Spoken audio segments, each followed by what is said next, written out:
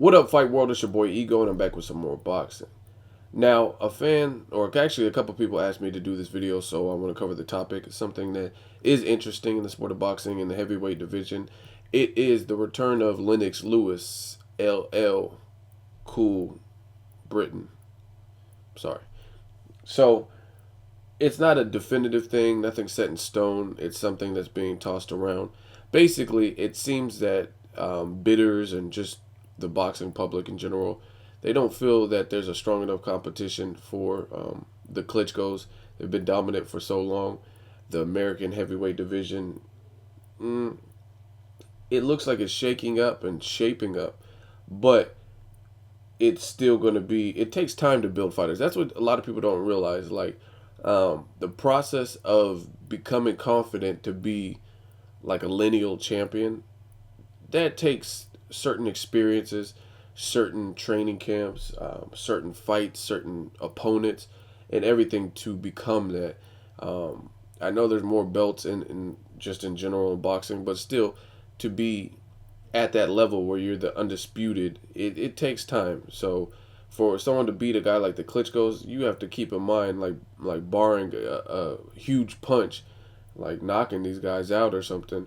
Um, they bring a lot of experience. They're big. They bring a lot of experience. They know how to use certain things to their advantage, little veteran tricks, whether you call them dirty or not. Um, so it looks like people are getting bored with that. So who better to bring out of retirement than Lennox Lewis? And they say in the sport of boxing, power is the last thing to go.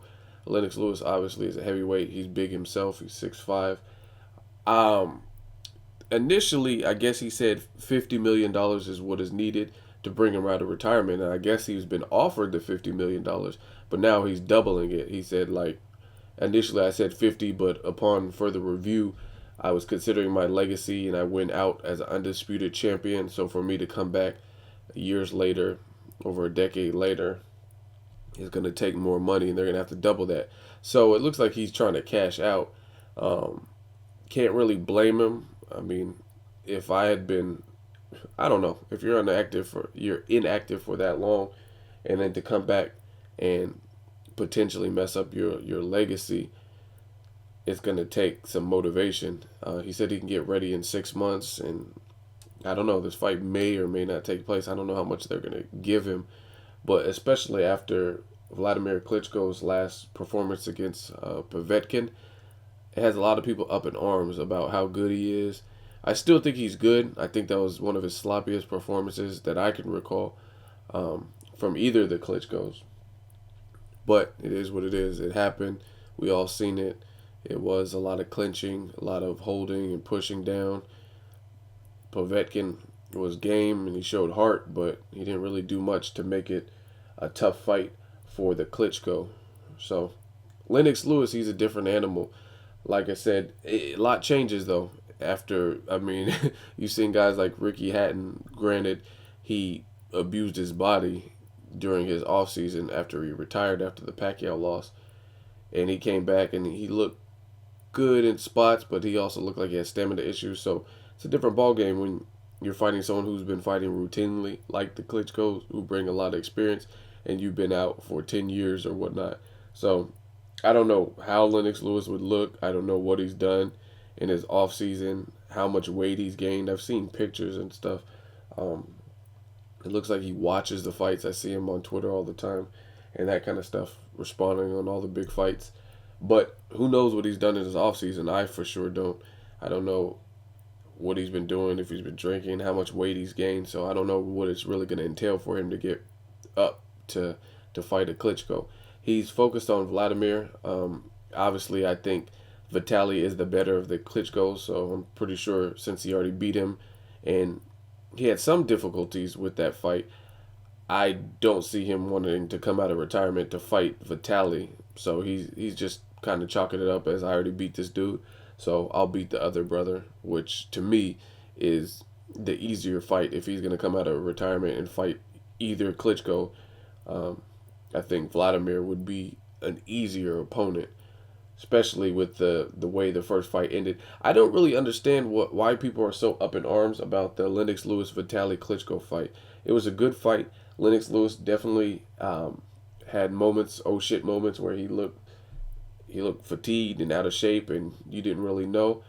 But he did a lot. He did. I mean, Klitschko's face. Look at this picture. Klitschko's face was fucked. His face was fucked up. Like he looked like Leatherface or something. His face. I've never. I don't even think I've ever seen. Even after that, I've never seen Klitschko's face look the way Lennox Lewis made his face look. Um, he was talking about the stoppage, and I guess Vitali. I mean, most fighters. At the end of the day, most fighters, they're warriors. Whether you think so or not, or you think they're scared or chickens or whatnot, most of these guys are tough, and most of these guys are very competitive. So they never want to lose. I've seen great stoppages, but the fighter was mad at the stoppage. Like Josecito Lopez versus Marcos Maidana. I thought that was a good stoppage, but Josecito said it was premature. So at the end of the day, you're never going to appease everybody, especially the fighter, because they feel they could have kept going. Delvin Rodriguez against Miguel Cotto, good stoppage.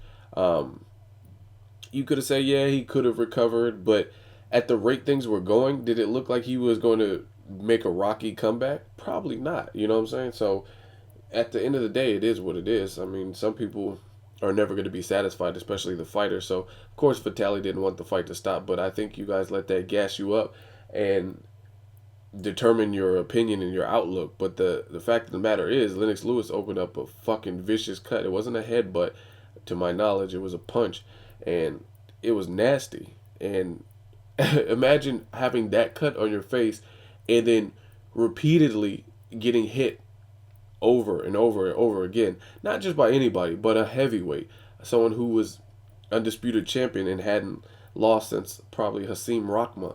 I mean, what do you think is going to happen? Yes, Vitali could have made a comeback, but a lot of you guys dwell and thrive in boxing off of what if. I mean, you could do a what if about anything. Really. You could be a what if Amir Khan didn't get punched in the neck in the Danny Garcia fight? He would have beat. You don't know because it didn't happen. Orlando Salido and Mikey Garcia. What if the headbutt didn't break Mikey Garcia's nose? Garcia was getting tired and Orlando Salido was getting his second win. What if Manny Pacquiao didn't get knocked out in the 6th round?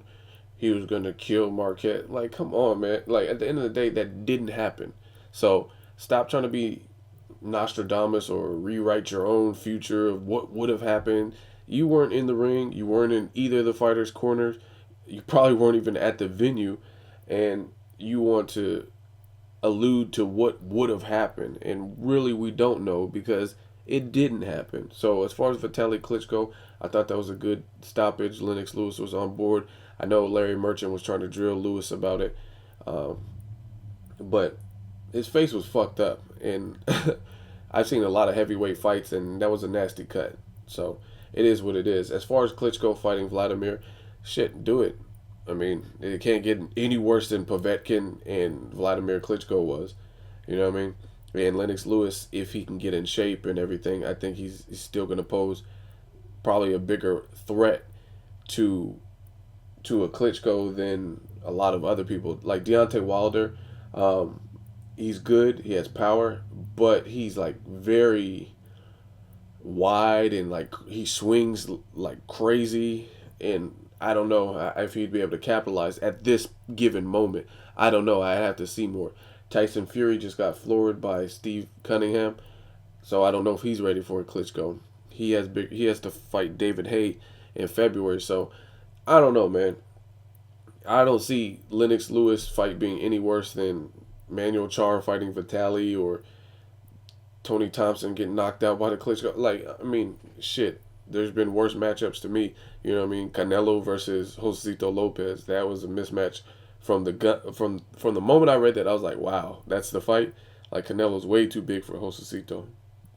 So, anyway, I've seen worse matchups and worse things in boxing. So, if Lennox Lewis wants to get his George Foreman on and come out of retirement after a long, long layoff, shit, so be it. Let's see what happens. I don't know about $100 million. That's a lot of money. I don't know. Maybe in the UK has a lot of dedicated fans. Maybe they'll pay for it. I don't know. But shit, if they can get it done, get it done. If they can pay him whatever he's asking for or negotiate something, shit, get it done, I would watch it for sure. Lennox Lewis is also, just to speak on Lennox Lewis, to me, this is just my personal taste. He was a heavyweight, and he was, to me, he wasn't, um, during his fight career when he was an active fighter, I wasn't a Lennox Lewis fan. I mean, I was a huge Mike Tyson fan. I liked Holyfield. I just wasn't a huge Lennox Lewis fan. I'm just being straight up. And there was no particular reason, probably because I was young and his style didn't appeal to me. I didn't know as much as I do now about boxing. And it wasn't until after he retired and I got deeper into the sport of boxing that I realized he is a good fighter and how great of a fighter he was. Um, he used his size in the manner that a boxer should, especially a heavyweight. He used that 6'5" frame to keep people on the end of his punches. He used his jab to perfection. Um, Pretty athletic for a big dude, for someone that big, especially earlier in his career. And I mean, he stood the test. He's fought the David Tuas, someone with vicious power, who was a good challenge and a good name on his resume. The Shannon Briggs. He's fought the Mike Tysons. Granted, I don't think Tyson was in his prime after jail, but that's not Lennox Lewis's problem or fault. He's fought. He's you know what I mean. He's fought everybody. He's fought Holyfield. I don't think it was a draw. I think that was some bullshit. But he has a great resume. That's all I could say. He's probably, to me, one of the UK's top, if not the top champions. Like, I put him over Joe Calzaghe, and Ricky Hatton. I mean, I think he's probably number one. If you guys disagree, if you're from the UK, let me know who you guys would put in that number one spot in terms of boxers from the UK, from England particularly. Let me know who supersedes Lennox Lewis's stature over there, in your opinion. And like I said, as far as the the Vladimir Klitschko fight, make it happen. I definitely don't see it being any worse than any of these other up and coming challengers. Like I said, Seth Mitchell, he just got demolished by Chris Arreola, so he was more or less a fighter who was being kind of pushed and pumped up from Golden Boy. And he has heart, and he's a very likable character, but he doesn't have the makings to beat a Klitschko. At one point, HBO and Golden Boy would have led you to believe, like, hey, this is the next great American champion, but he just doesn't have the intangibles, and I don't think he has the chin to hold up against the top guys in the heavyweight division. And it sucks because he's a very likable person. I enjoy hearing him interview. He's very well spoken, very humble, and that kind of stuff. But I mean, this is boxing, and this is the in my channel, Ego's World. So I shoot straight. I'm a straight shooter. I'm a stand-up dude. I'm not going to tell you something that is not, that I really don't feel. I'm not going to be like, oh yeah, Seth Mitchell, he's the truth. He's coming for the Klitschko's head. I'm not going to do that because I don't believe that. And I don't think he can win against either Klitschko. You know what I mean? I don't even think he would win against Deontay Wilder, and I just told you some of his vulnerabilities. So that's just my personal opinion. Let me know what you guys think. Lennox Lewis coming out of retirement after all these years to fight Vladimir Klitschko. Is it worth 50 million? Is it worth 100 million? Is it a fight you would even watch? Leave a comment. Let me know what you guys think. As always, hey, comment or subscribe. Till next video, it's Ego signing off.